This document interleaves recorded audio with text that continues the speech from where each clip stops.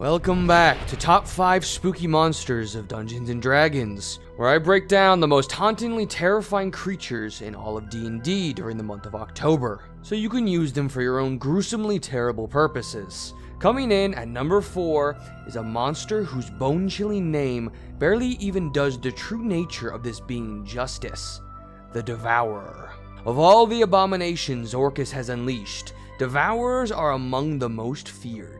These tall, mummy-like fiends wander the plains, consuming souls, and by example, spreading Orcus's creed of replacing all life with everlasting death. Devourers hunt humanoids, with the intent of consuming them, body and soul.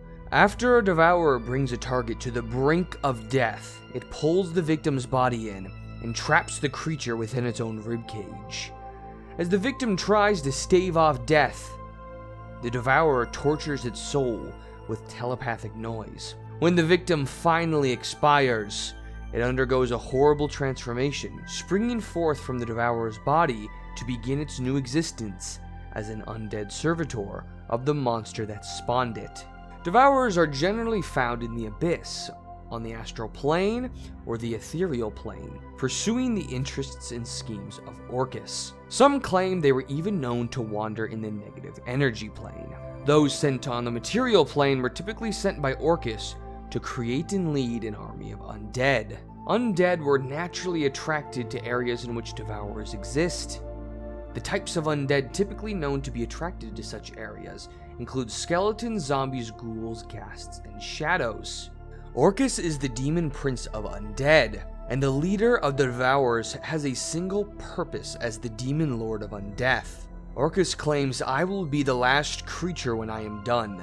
The cosmos will then be perfect, free of the brain abominations that are all other living things."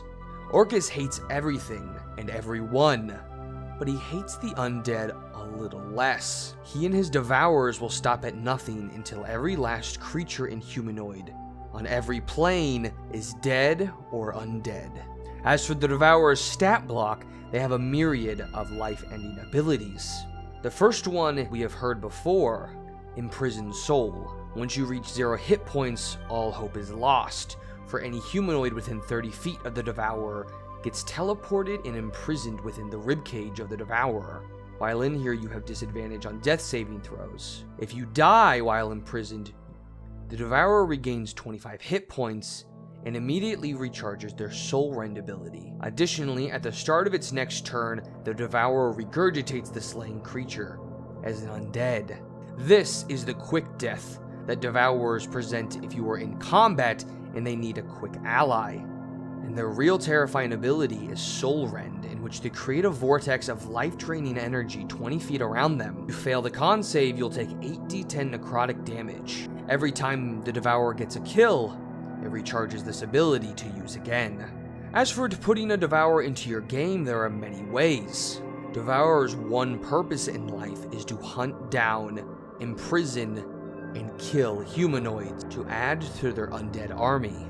Orcus is never-ending, and he could easily send any number of Devourers to the material plane to unsuspecting parties. You won't likely ever find a Devourer alone, as they most likely will be surrounded by the undead that are attracted to them. If you find yourself in combat with a Devourer and you're losing, you may want to offer yourself up sooner.